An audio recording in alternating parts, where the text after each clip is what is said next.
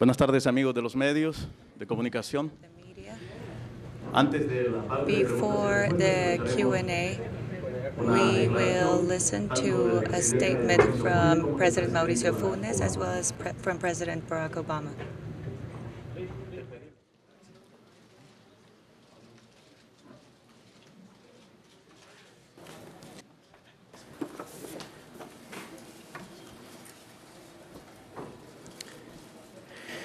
Muy buenas tardes.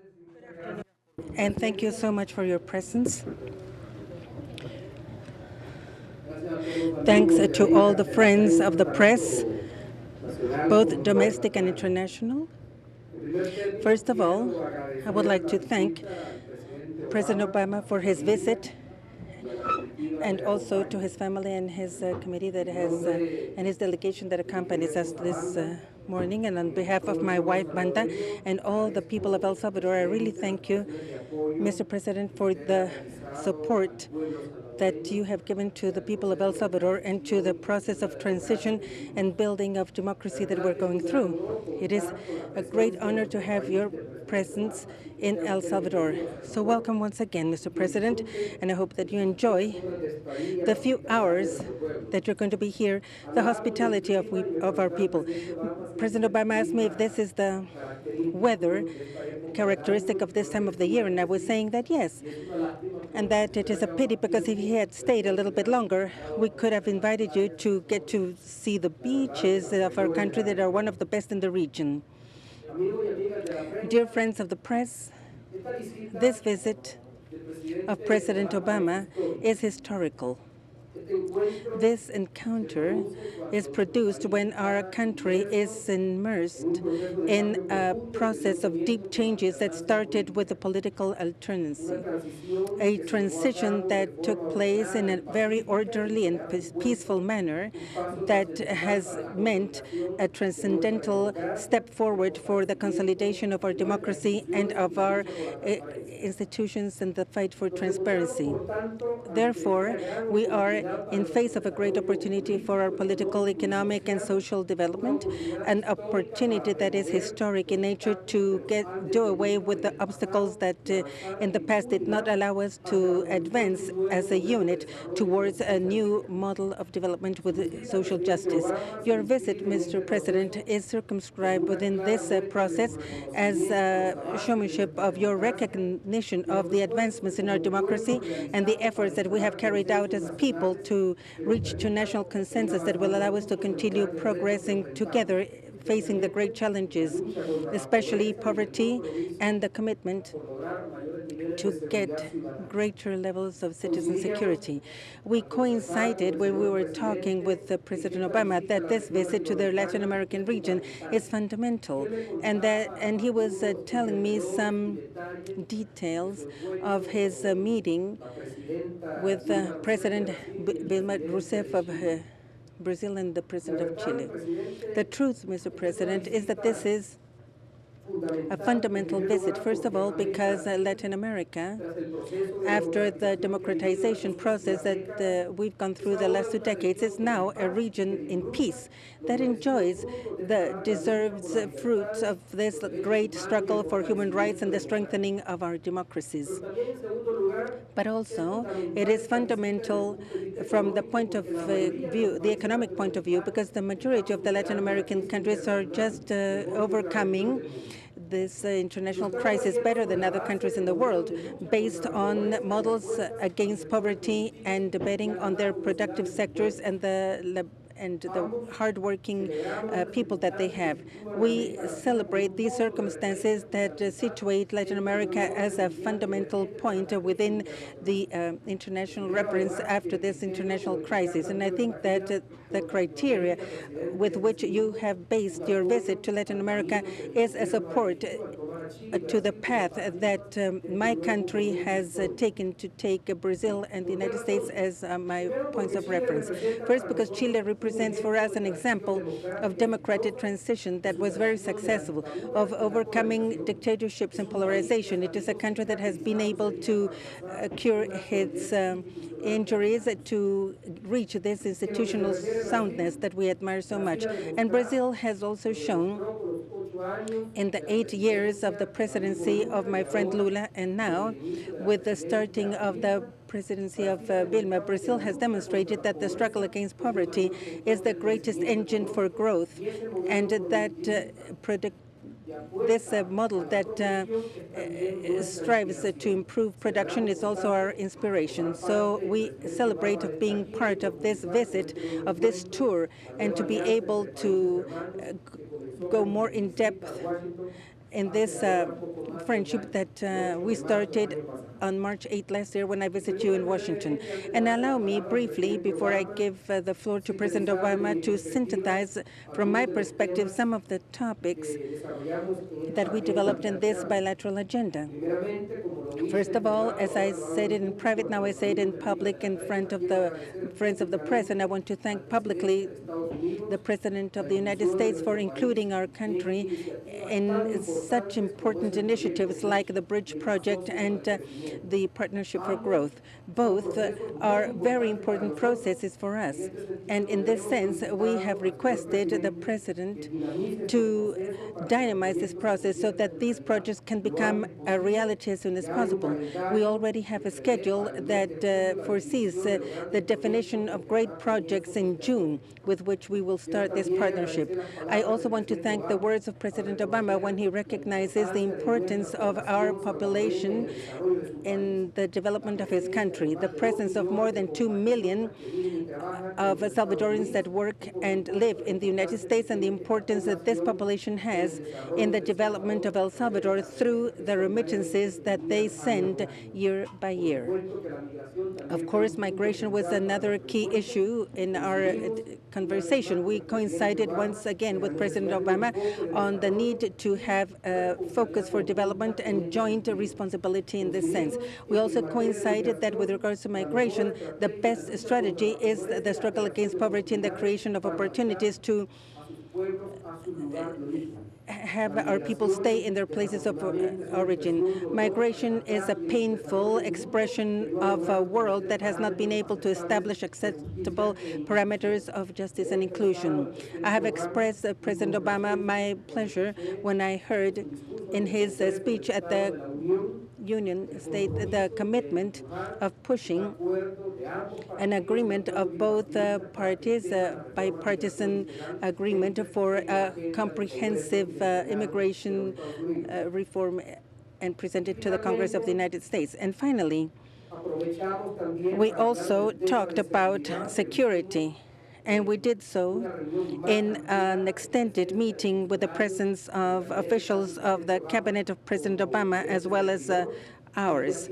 This has been a key issue in this meeting, and I have expressed to President Obama the willingness of my government to continue with the efforts of Central American security.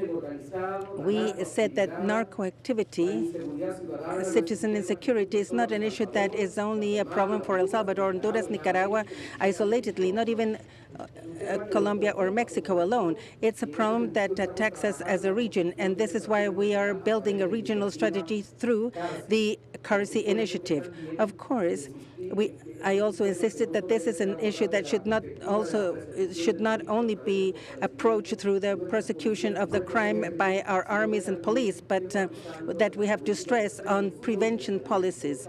And therefore, the best weapon to combat and reduce crime in the region is through the investment in social policies.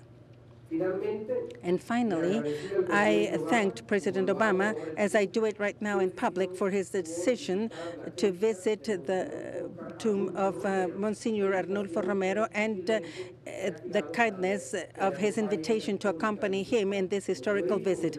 As I have said, Monsignor is the spiritual guide of this nation, and the visit that you are going to carry out to the tomb of Monsignor implies for us a recognition of a leader, an international leader like President Obama, to the message of Oscar Arnulfo Romero and the universal validity of his message. Thank you once again for your stay in our country, and we Thank you for the expression of kindness by your wife and your children in this visit to El Salvador. Thank you very much, Mr. President.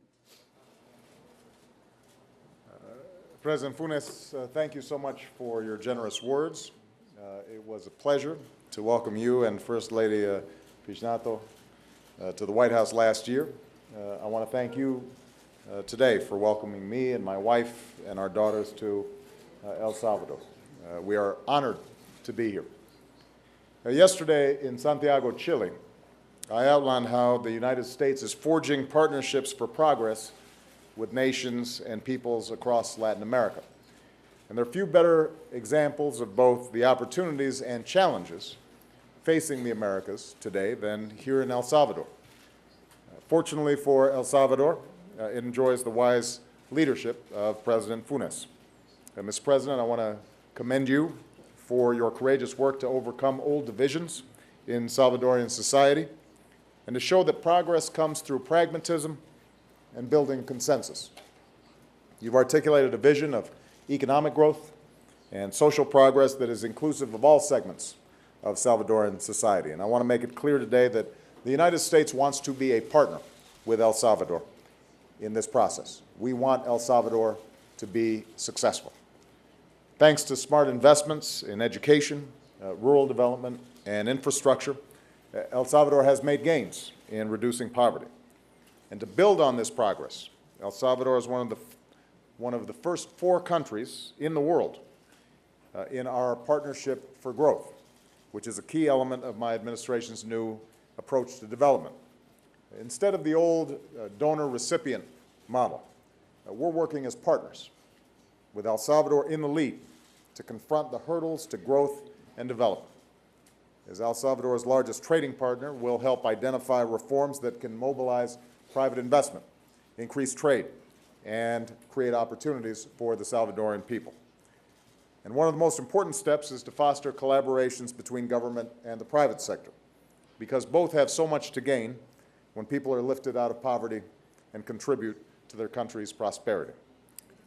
At the same time, we need to increase trade and economic growth across Central America.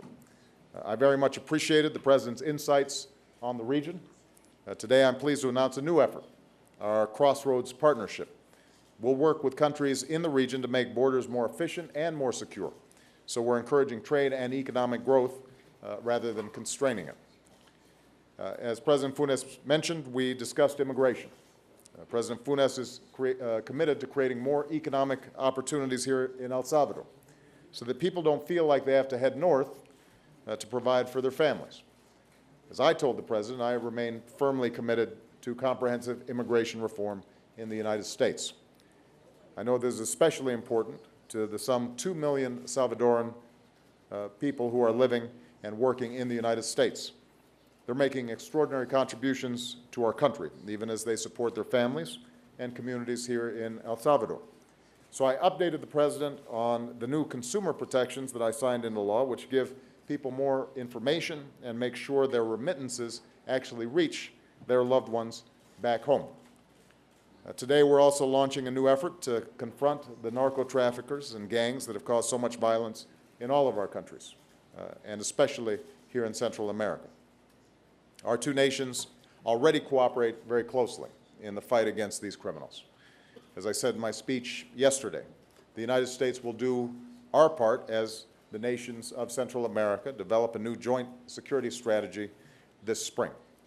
Under the Central American Citizen Security Partnership that I'm announcing today, we'll focus $200 million to support efforts here in the region, including addressing, as President Funes indicated, the social and economic forces that drive young people towards criminality.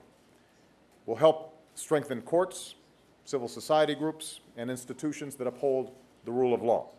And we'll work closely with regional partners like Mexico, Colombia, Chile, Canada, and international partners like Spain, the European Union, and the Inter-American Development Bank. This has to be a coordinated effort that draws on the unique expertise of different countries and institutions. Finally, we're deepening our efforts to pursue sustainable energy and to address climate change, which is already a harsh reality for Salvadorans and people across the region who face more frequent and more severe storms. El Salvador is already a leader in geothermal energy. Under the Energy and Climate Partnership of the Americas, El Salvador is working to connect grids in this region to make electricity more reliable.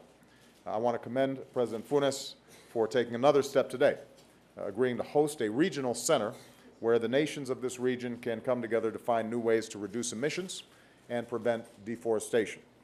So again, Mr. President, I want to thank you for welcoming me here today and for your commitment to closer ties between our nations. I think the partnership that we're forging together are exactly what's needed in the Americas today. Neighbors joining with neighbors to realize progress that none of us can achieve alone. Every nation, I believe, no matter how large or how small, can contribute to that progress. And I believe that under the leadership of President Funes, El Salvador can be a source of great prosperity and security for this region for many years to come. So thank you very much. Vamos a pasar ahora a la... Now, we will start with the question and answers. We have two questions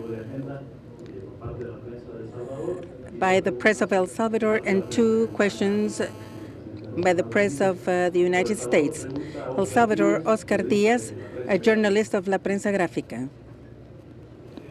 Good afternoon. President Obama, I would like to ask you if you can explain a little bit more how you're going to distribute these $200 million throughout the region with regards to security. And we would like to know the opinion of President Funes on the commitment of El Salvador and Central America in this effort.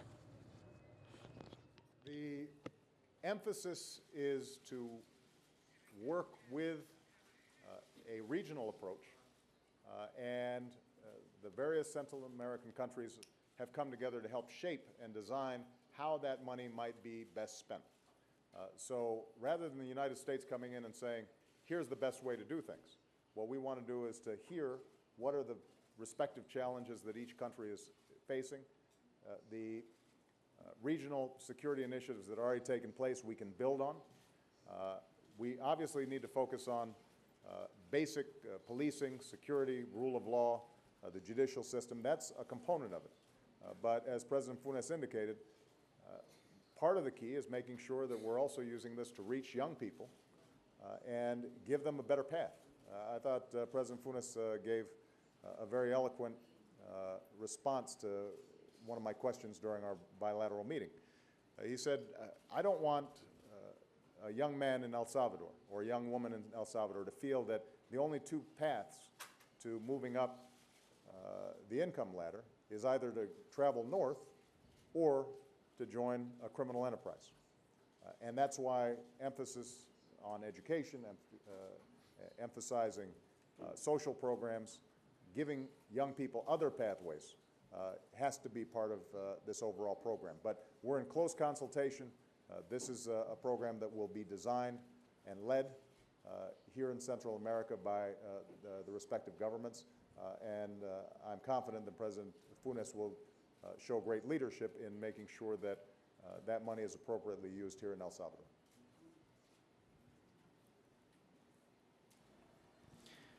Muchas gracias. Thank you very much, President Obama, for your comments, especially for your expectations of this new contribution for the Central American region that President Obama is announcing today. When we started with the CARSI initiative, this initiative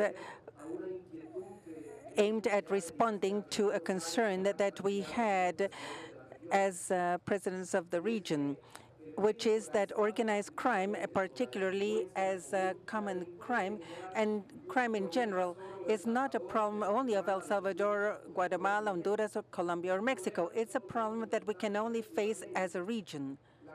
The capacity of operating of these criminal organizations, the financial capacity to buy institutions, to permeate the different institutions and penetrate our institutions is so large that if we do not join as countries, as nations, and if we do not use the successful experiences of countries like Colombia and Mexico, we will not be able to defeat this problem.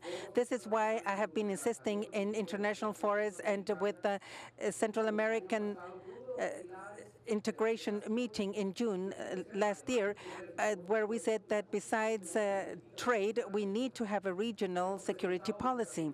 We have submitted our request to the authorities and the government of the United States to have greater cooperation funds earmarked to perfecting our police, modernize our military institutions, and to also perfect and modernize our public ministries, especially in the development of a greater capacity to investigate crimes, specific crimes like financial crimes.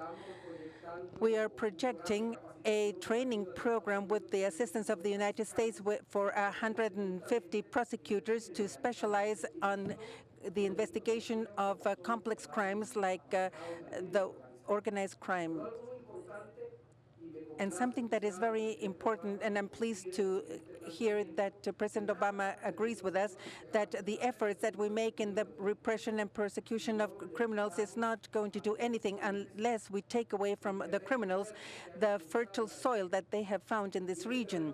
And this fertile soil is thanks to the fact that we have a lot of youngsters that are living in a situation of poverty and social exclusion from the benefits and the services that the state should give them. And this is why I insisted with President Obama that we cannot continue offering our youngsters in El Salvador and the region, or go to the United States to find employment and entertaining and education opportunities that they don't find here, or to fall in the hands of the criminal gangs, especially the gangs. How can we avoid this? Investing more in prevention policies. Our focus as a region, and particularly as a government of El Salvador, is that the crime, and particularly drug trafficking and the consumption of drugs, is not only going to be combated at attacking supply, but also demand. This is why this afternoon I also heard with great pleasure the President of the United States reiterate that his government has invested a large amount of money in the combat of the reduction of consumption. Without consumption, you don't have any demand, no supply, and the criminal organizations dedicated to drug trafficking cannot continue making a profit. And this is what we want to do throughout the region, because Central America is no longer a transfer or a passageway, but it's also a consumption strip. The first question from the White House press corps will be from Juliana Goldman of Bloomberg.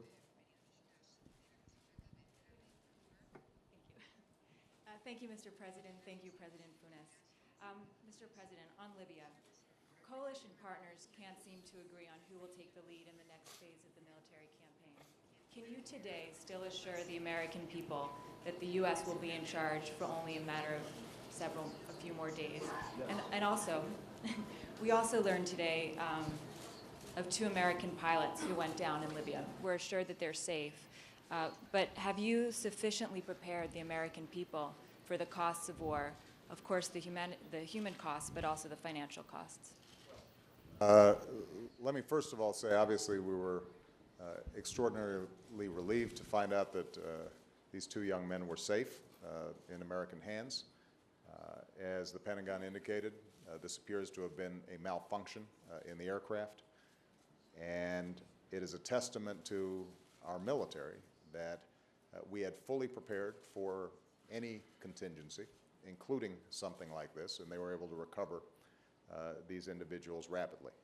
And in fact, as part of the planning effort leading up to this, I specifically had discussions with Admiral Mullen and other of our military personnel to make sure that we had the kind of standard recovery efforts in place, because there are risks involved.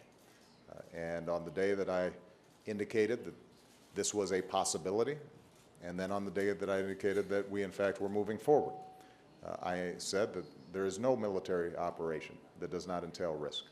And that's why this is always the most difficult decision that I make as Commander-in-Chief and as President of the United States. Now, I have absolutely no doubt that we will be able to transfer control of this operation to an international coalition.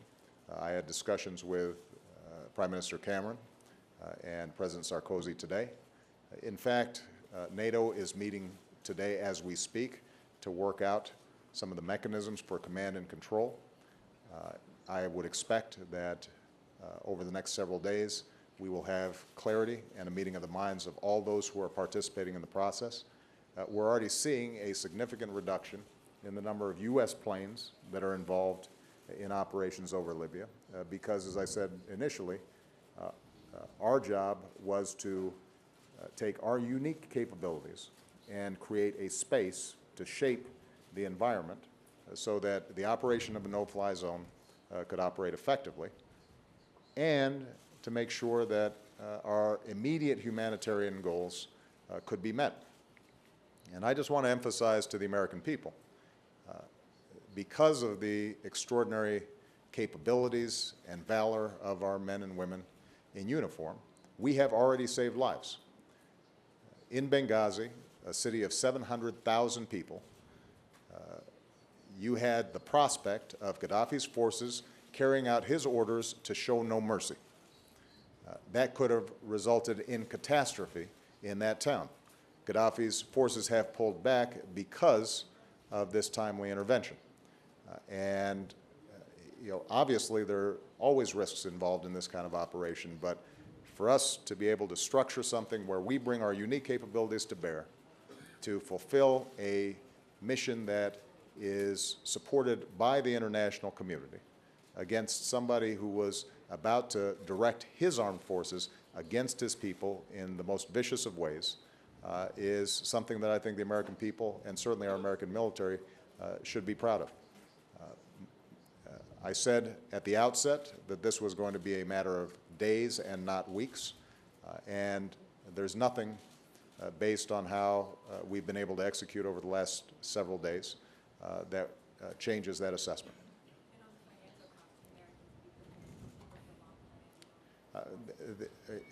We will continue to provide details to the American people about the costs of this operation, but because it is limited in time, scope, with a well-defined mission, we're confident that this is something that we can budget as part of our overall operations. I mean, keep in mind that there are costs involved in the rescue efforts that we are assisting in Japan.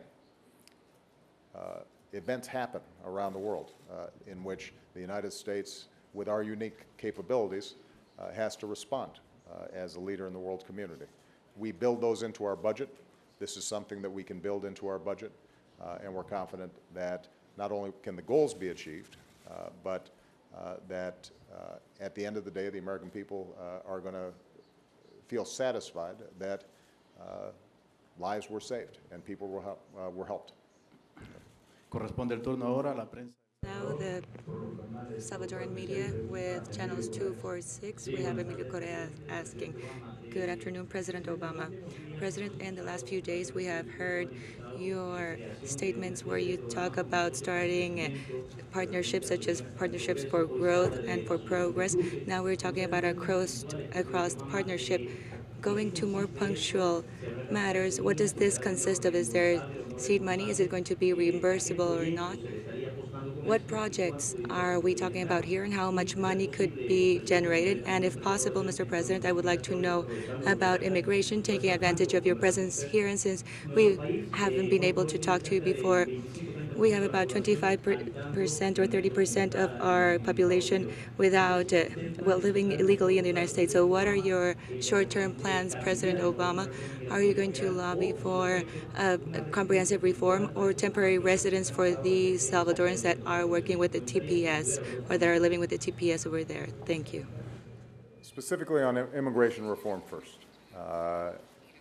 As I indicated in my remarks, and as I said in my State of the Union speech, I continue to believe in comprehensive immigration reform.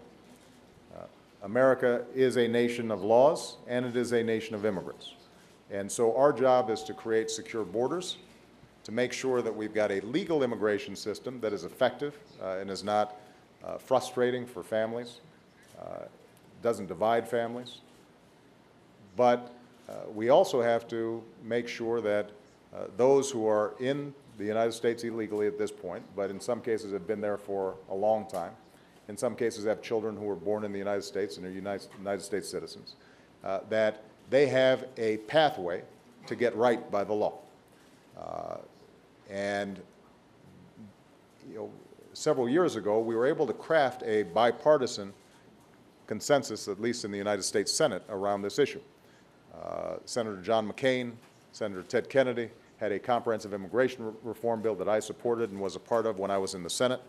And we were able to get it passed through the Senate. We couldn't get it passed through the House of Representatives. Over the last 2 years, it's been more difficult to gain Republican support for some of these efforts. And my hope is that they begin to recognize over the next year that we can't solve this problem without taking a broad, comprehensive approach. And that will benefit not only those Salvadorans who are living in the United States, but it also, more importantly, from the perspective of the region, can ensure that relations between neighbors and trade and economic relations between neighbors is more orderly and more secure, more regularized. It is the right thing to do. This is the time to do it, and I will continue to push hard to make it happen. It won't be easy. The politics of this are difficult, but I am confident that ultimately we are going to get it done. Now, with respect to particular programs, I will have my team provide a sheet that has details of how these various programs would work. We already mentioned the $200 million for security. There are other initiatives that are very important. The Partnership for Growth, the immediate plans involve our experts meeting with President Funes's economic advisors and experts to determine what exactly are the barriers for improved growth and development here in El Salvador. So one of the ways that we are redesigning our development assistance programs is to recognize that dollars are important, but institutional reforms may end up being more important, or at least they have to go hand in hand. Because what a country like El Salvador does not want is perpetually to be looking for the outside for its own development. Ultimately, it wants to be able to find growth and tap into its own potential here inside the country. And so those are the kinds of systematic consultations that are currently taking place, which will help determine how can we best spend any development money that's put forward. Of course, we already have currently a Millennium Challenge grant coming into El Salvador that involves several $100 million and is helping on a wide variety of fronts. And we want to continue to build on some of the successes that are taking place there.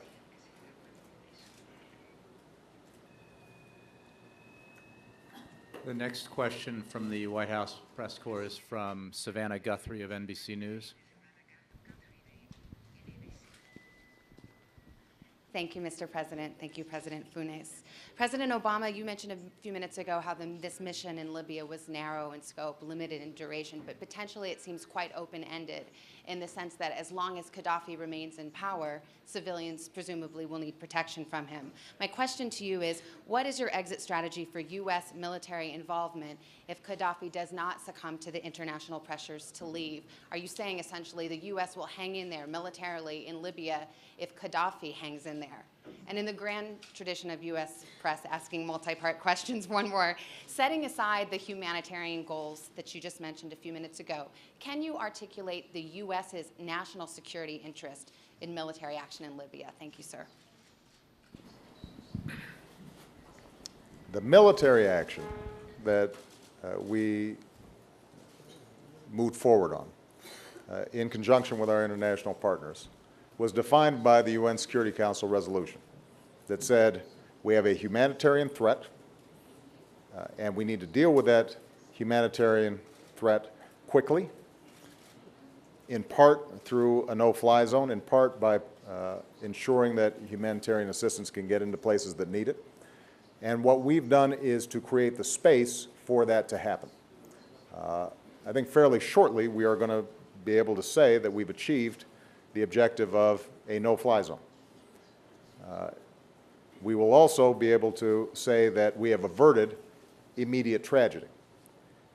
Now, you are absolutely right that as long as Gaddafi remains in power, unless he changes his approach and provides the Libyan people an opportunity to express themselves freely, and there are significant reforms in the Libyan government, unless he is willing to step down, that there are still going to be potential threats towards the Libyan people. And we will continue to support the efforts to protect the Libyan people, but we will not be in the lead. That's what the transition that I discussed has always been designed to do. We have unique capabilities. We came in up front fairly heavily, fairly substantially, and at considerable risk to our military personnel. And when this transition takes place, it is not going to be our planes that are maintaining the no-fly zone. It is not going to be our ships that are necessarily involved in enforcing the arms embargo. That's precisely what the other coalition partners are going to do. And that's why building this international coalition has been so important, because it means that the United States is not bearing all the cost. It means that we have confidence that we are not going in alone, and it is our military that is being volunteered by others to carry out missions that are important not only to us, but are important internationally. And we will accomplish that in a relatively short period of time.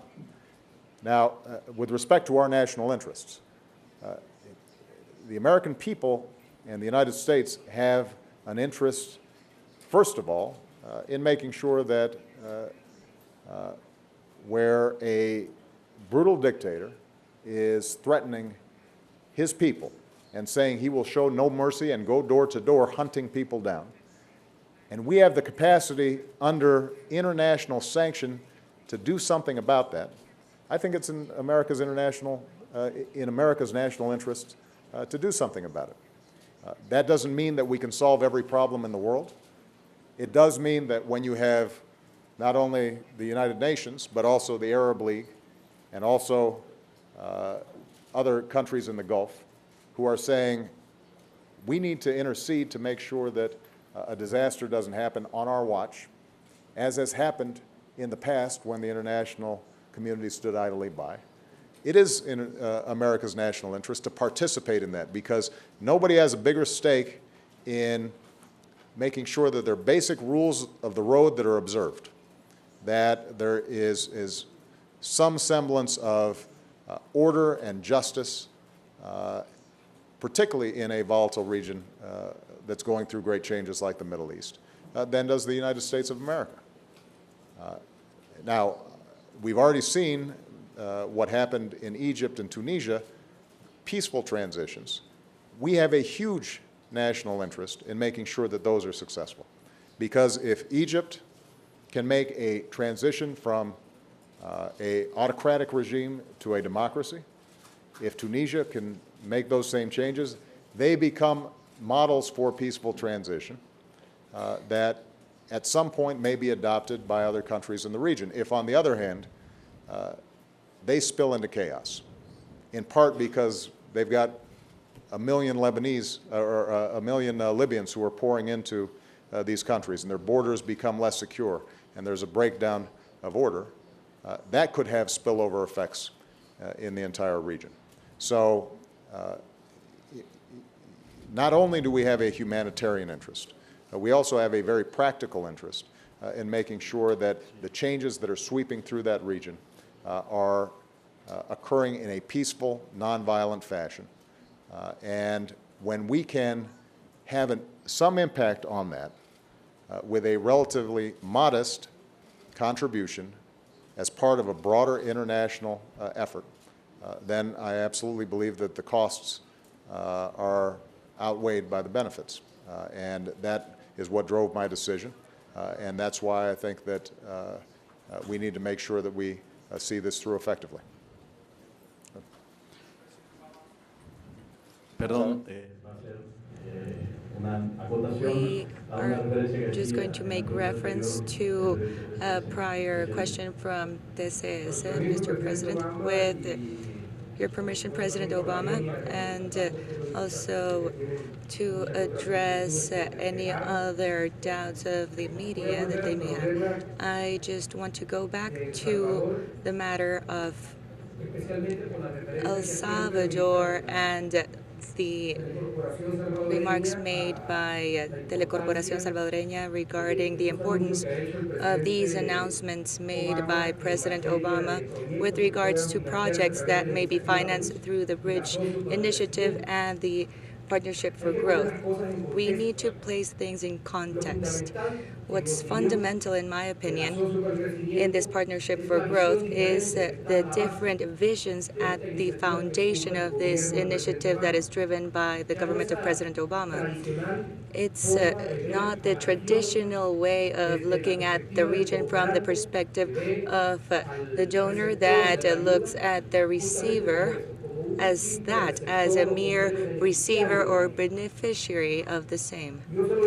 And I said this to President Obama. I cannot go to the United States or any other country of the world to knock on the doors of the multilateral banking system or the doors of the USAID or any other cooperation agency of the United States in order to ask for either more credits or more non-reversible cooperation funds without making a domestic effort that has not taken place in the past and that we cannot delay much further.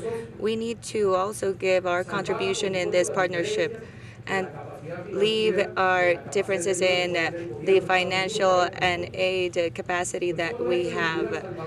But just to include the country of El Salvador in this, it's a message to the international investors that we can trust El Salvador. The government of El Salvador is now working on a series of projects that will be presented to the intergovernment teams in this next April, so that in June we can have a better idea of which these programs are or these projects are that are going to be financed. And we have an initiative in the port region, especially in the extension of the Comalapa Airport, which I explained to President Obama in our bilateral meeting that we just have. Also in the transportation public system, and also in renewable energy projects, so that once we have these projects prepared and already submitted to the intergovernment teams, we hope that in June we will have taken a decision on this regard, but from a different perspective. No longer will it be a country that receives aid as a donor or receiver from a donor country, not without us doing our own efforts. And what does this effort consist of? And I already mentioned this to President Obama, that we need to have a fiscal agreement that will send more funds to the internal revenue so that we can reactivate the economy, but also to fight against poverty and social exclusion. This is an effort that we need to carry out. We can no longer be one of the countries with the lowest tax returns, only surpassed by Guatemala. We need to be able to increase this revenue and close with about 17% of the GDP. It's still low compared to other countries of the region, not to mention the United States, but it's what we need to do as a nation. But what's important in this is that we can send the message to the investors that we can invest in El Salvador, be them foreign and national investors, and that the type of partnership that we're talking about and that we are creating with the United States by initiative of the U.S. government will then imply a joint cooperation where not only the United States will contribute with resources, but also El Salvador will, and will have a set of institutional and political reforms that will have a transparent management of these funds. So this is why in the following days we will send to the Legislative Assembly our public-private association that will be driven by the Bridge project and the Partnership for Growth. And we will continue sending all the initiatives that are necessary to create the institutional environment that will make it possible for us to have this economic predictability and also for this trust to take place with the investors. Thank you, Mr. President. Thank you, everyone. With this, we will conclude our press conference.